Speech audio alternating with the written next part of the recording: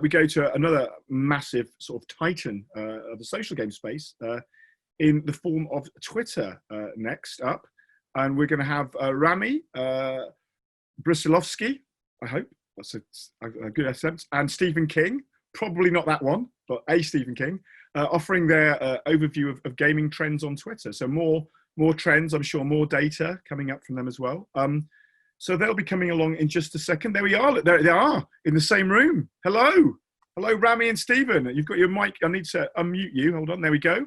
Can you hear me? There we are. How are you doing? How are you? I'm good. Where are you in the world? We're in Dublin at the moment. In Dublin. Oh, okay. That's not too far. So less exotic. You know, Yeah. we're closer to the Queen.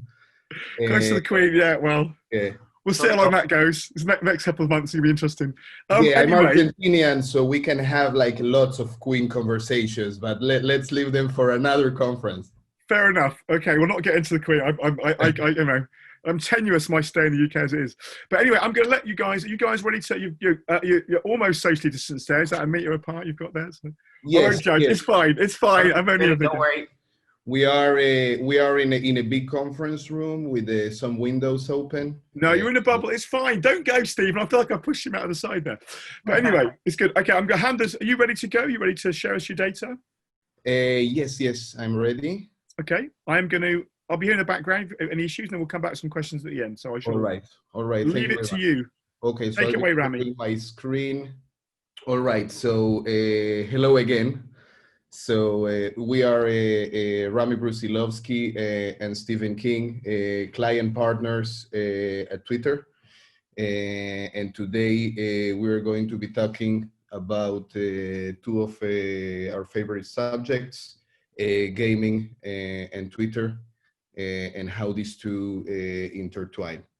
We're going to, first of all, these are our actual Twitter handles. Feel free to DM us for any questions that might raise after the presentation. So the agenda today, we are going to start with the general update on our platform, discussing about a few new interesting tools that we have released. And from there, we're going to be moving to some gaming specific statistics about the gaming conversation on Twitter and the gamers and how they relate to this conversation. And from there, we'll open to some questions if we have some time left after I wasted a few minutes with our tech issues. Okay, so let's get going. Twitter is what's happening in the world and where people are talking about right now. This is a sentence that we use a lot, and it has never been more true than it is right now. People from across the globe are turning to Twitter like they never did before. And we can see a 34% increase in monetizable DAO year over year, and both international and US growth, which is quite impressive numbers. And this this growth has been supported by a lot of technical and product improvements that we have made, including some cool features like topics. Topics allow people to follow a certain topic of their interest without following specific handles, what allows and bolsters the general discovery mindset that people come to Twitter with. We've grown the number of topics that people can follow to around the 4,000 at the moment. And this includes, of course, gaming, health information, sports, music, and local news. And there has been great adoption to this feature with more than 50 million people following topics nowadays. This next slide is showing another amazing new feature that we have that is called conversation controls. Here we can see NASA literally from space having a conversation, a private conversation in plain sight. by using conversation controls and allowing only people that are mentioned on the tweet to reply. This basically allow brands and anyone on Twitter to be creative about the way they open a conversation in public and who they allow to not only be an spectator, but also to become a part of this conversation. As I was mentioning earlier, we've seen a growth in monetizable users to around 186 million. And when we put this together with a Twitter audience platform, that gives a reach of 800 million users through a Twitter ad platform. And reach is obviously a very, very important factor for all means and purposes when we are talking about sharing the voice of your brand, sharing the voice of your game, sharing your own voice. But where our users really, really shine is in their behavior. They are the real early adopters. They are always the first one to try and to buy new products. They're actually 60% more likely to be the first to try a new thing and 53% more likely to be the first to buy a new product. This is something that we know also because we've done, of course, lots of research on our own audience, but this is evident because people on Twitter talk about things that interesting them and things that actually are new and cutting edge. And so this conversation is wide open in the platform for everyone to see. And now moving forward to the main course, to gaming on Twitter. Twitter loves gaming and gaming loves Twitter. No matter how you look at the numbers, most Twitter users are gamers. 60% of our users describe themselves as gamers, and 53% of gamers are more likely to be on Twitter than the general population.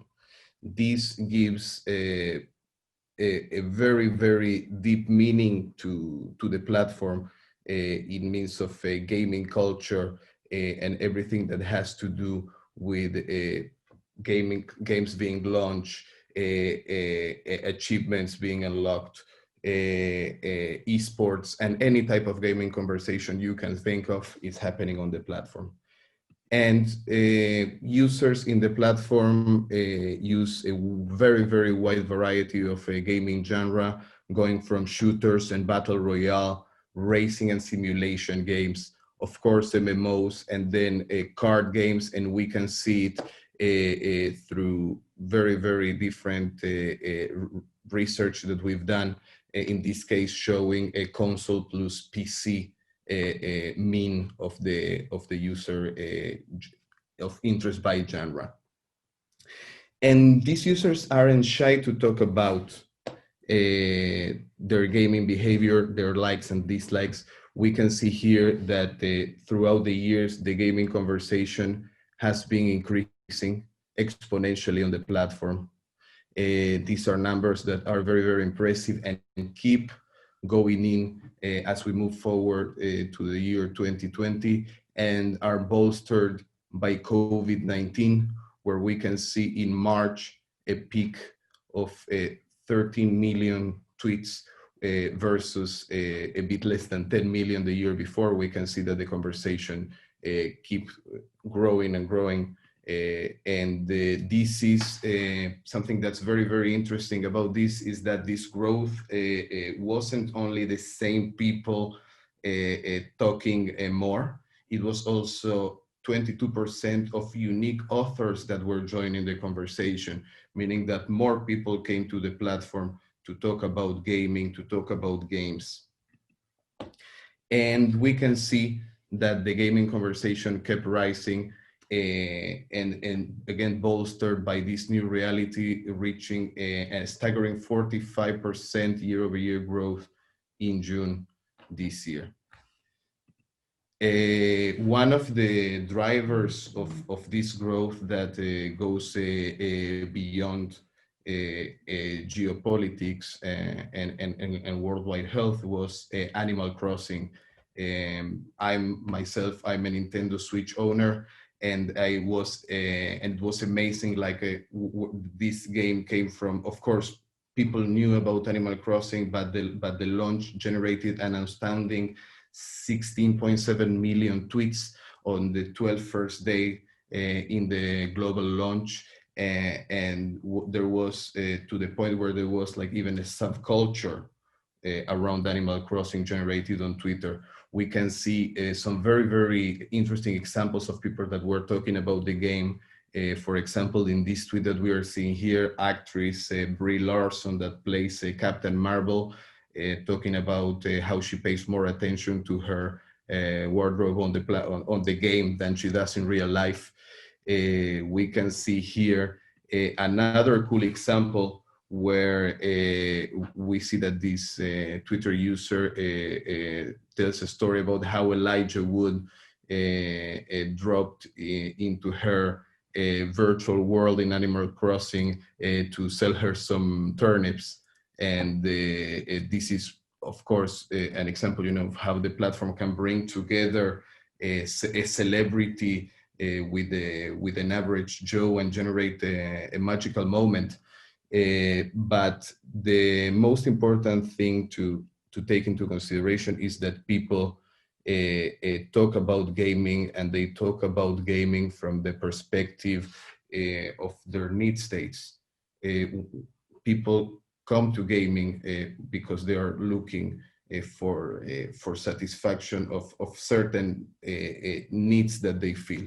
And in this research that we did a couple of years ago, you can see that the four main need states are achieving thrill-seeking, unwinding, and excitement.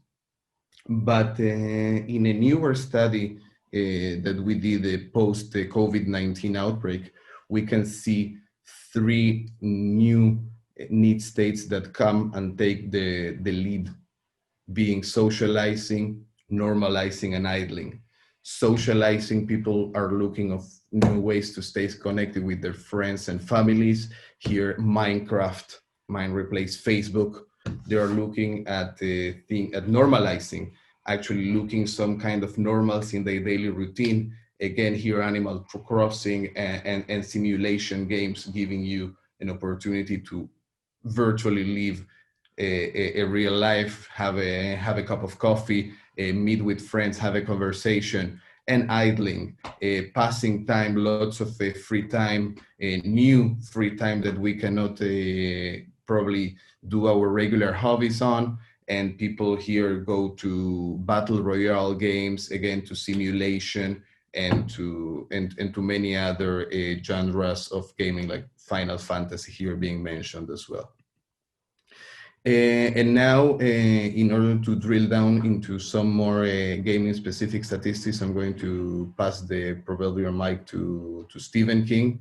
By the way, that's true. He's not the writer, and I've been told that only the younger people don't even ask that anymore. So I felt a little bit old when I asked him myself. Thank you, Stephen. Cheers, Rami. Good morning, everyone. As Rami mentioned earlier, in the presentation, my name is Stephen King, and I'm a client partner in Twitter, working with some of the world's biggest mobile and console gaming publishers. And it's an absolute pleasure to be speaking with you all this morning. So far, we've discussed the current status of Twitter, which Rami has mentioned has been growing exponentially and offering real value to users and advertisers alike.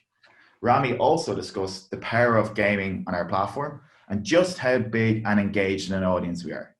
And we all know how engaged that audience is. One thing that really stood out to me was the role of gaming during COVID-19 and its impact on society and well-being. And very few industries can have such an impact, and it's an absolute privilege to be working in it. Following on from these points, I will now discuss two key topics with you. The first being gamers on Twitter and their behaviors, and the second being outlining the different types of gamers on Twitter. Let's look at gamers and their behaviors. So firstly, just to note, for the purpose of our presentation, I will be discussing And in some cases, I'll be discussing market-specific data, just in case you're wondering. When we look into the demographics of gaming on Twitter in the UK, you can see that our gender split is 66% male and 34% female. Over 82% of our audience is between the ages of 16 and 44, and they predominantly live in urban and suburban areas.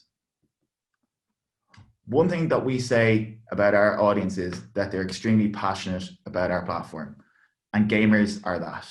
Over 55% of gamers use Twitter on a daily basis. And when we talk about reach, Rami discussed earlier around the huge growth of MDAUs, and especially in Q2 20 of this year, where we grew over 34% year on year. Reach is a very important factor for advertisers looking to reach a gaming audience, and Twitter offers this.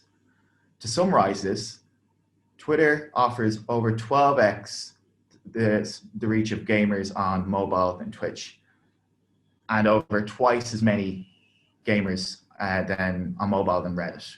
So we have a really, really big and powerful audience. And what makes this even more impactful is it makes it easier for brands like yourselves to engage with this audience when you're bringing updates and news to the market. When we look at the different types of devices that gamers are using, we can drill down into the usage types.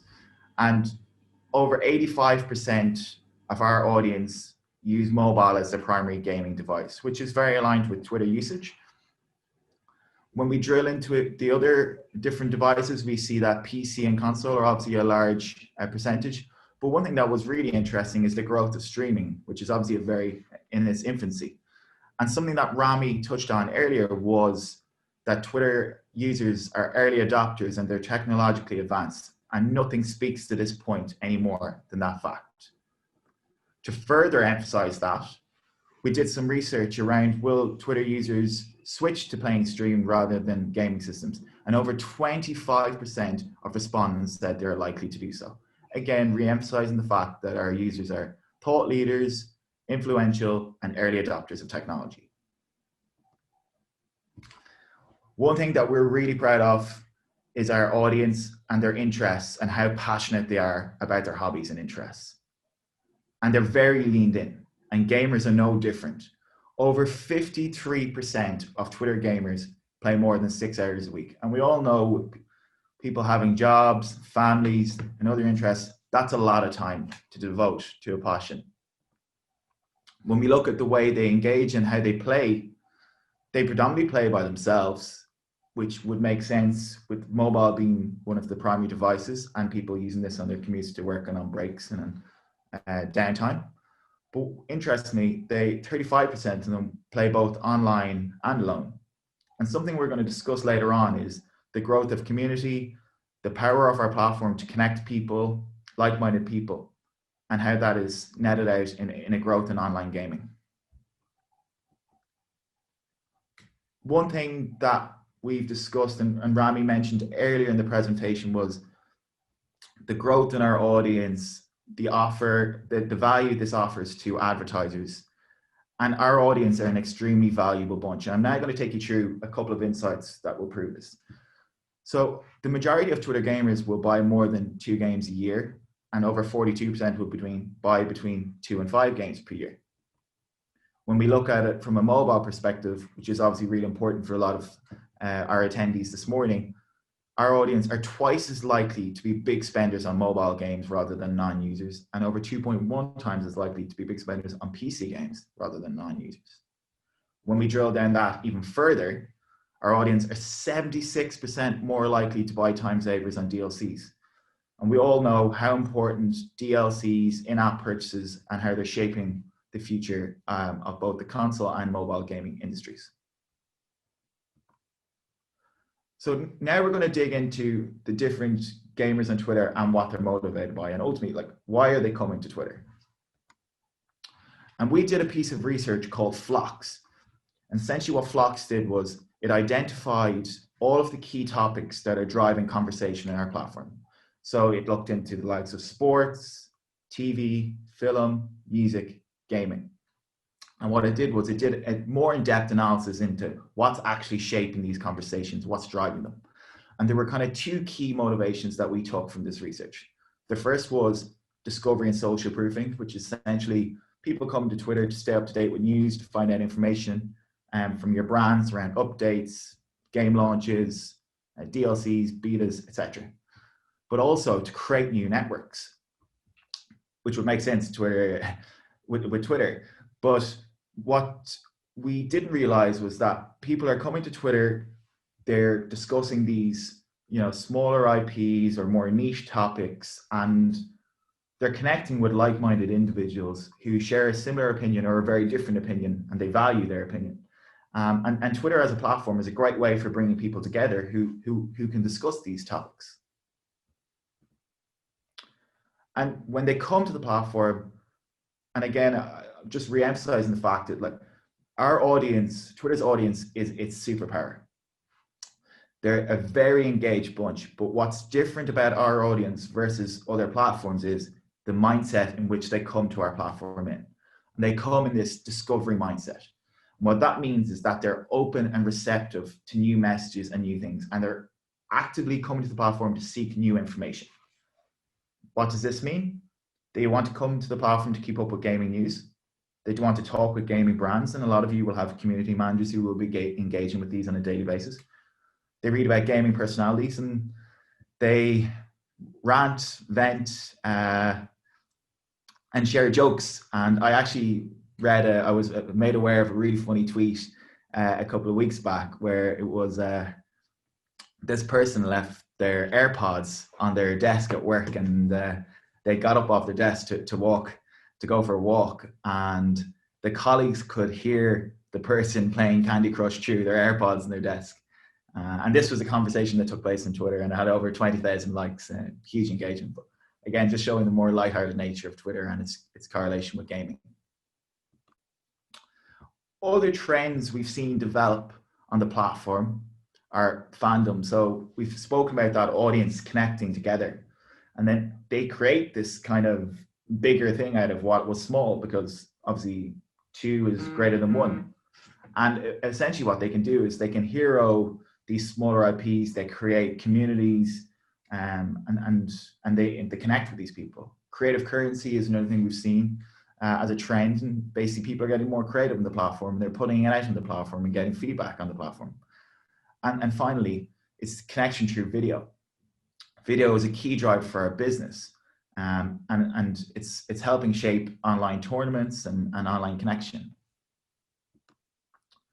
So before I'm going to delve into the gaming population, I just wanted to kind of summarize what we've discussed so far. So we've discussed that we have a huge audience that are extremely leaned in. They're active gamers across all of the different devices, whether that be mobile to online or streaming. And they are tech or early adopters of technology and extremely valuable, whether that be on hardware, DLCs, in-app purchases, consoles. They're an extremely valuable bunch. So I'm now going to take you through our gaming population and how it's distributed across different genres. As you can see, it's quite evenly mixed between casual straight up to hardcore. And when we drill into the US market as an example, we can see that 61% of Twitter users are either hardcore or moderate. And again, re-emphasizing the point about our audience and the quality of our audience, Twitter reaches over 70% of all US gamers that game more than 20 hours a week. This audience is the most powerful, the most valuable, and they're global trendsetters from a gaming perspective. And we have them, and they're synonymous of what a Twitter user is: influential, valuable, and passionate. When we look at the breakdown by device and genre, we can see that mobile gamers are traditionally casual. Casual gamers use mobiles 55% of their 55% of gamers will use it as their primary device. But quite interesting with PC, it's quite an even mix between casual straight up to hardcore. So 2 key topics before I summarize what we've discussed today is, why Twitter for gaming? And if you're to remember 2 things from today, please note these. Number 1, Twitter is the best platform for spreading news, interacting with gaming brands.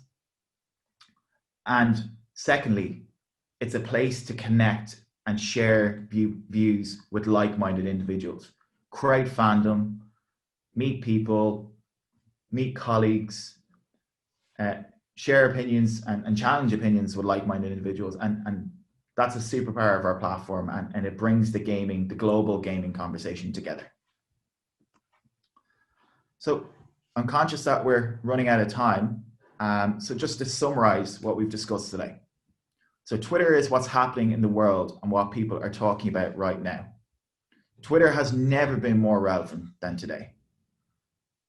That's true to the fact that our platform has been growing exponentially, over 34% MDAUs in Q2 2020.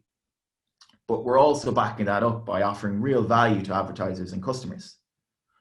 We have an audience that are extremely engaged and leaned in.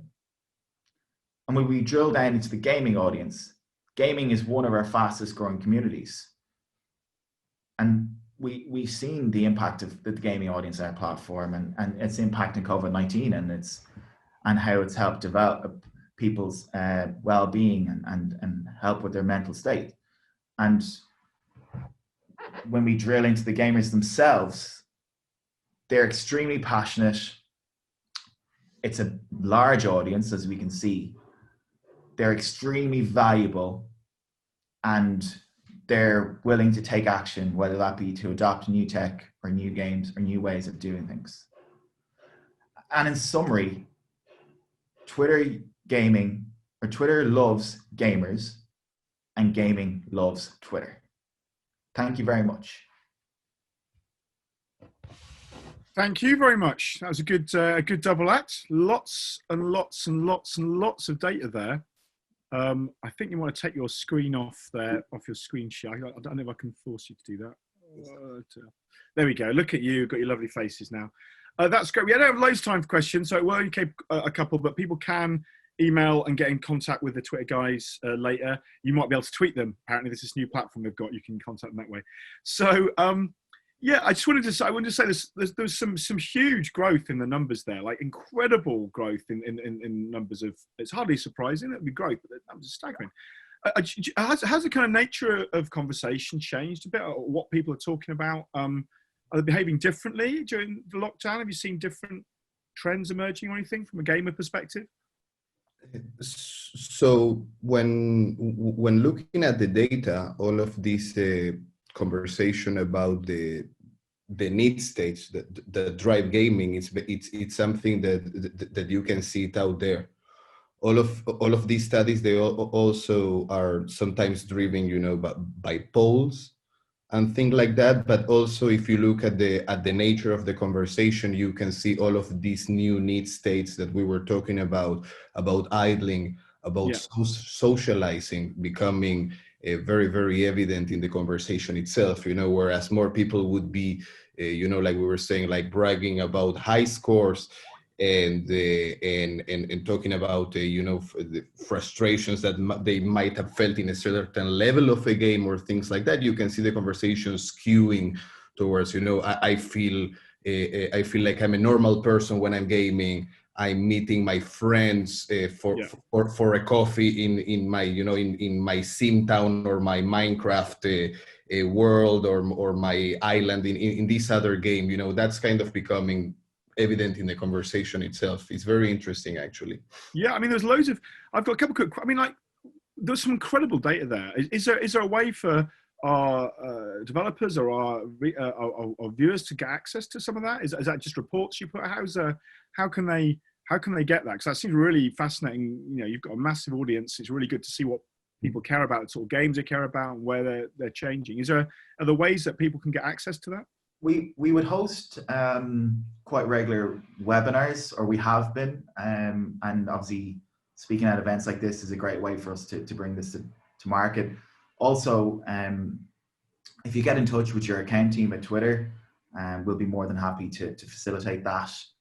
But it's definitely something, you know, at Twitter we have a wealth of data and some really, you know, really interesting insights for a lot of publishers, and you know, it's definitely something, you know, reach out to your account team. But you'll definitely see a lot more of our data, and we've been hosting a lot of events, drilling down our audience as well. Twitter is an open platform, and again, from assuming you are a client, you will have an account team. If not, the platform is open, and you can, as a small user, you know, search, again, explore topics, kind of go the way of the UI. The platform is basically made to empower this discovery of content and of insights.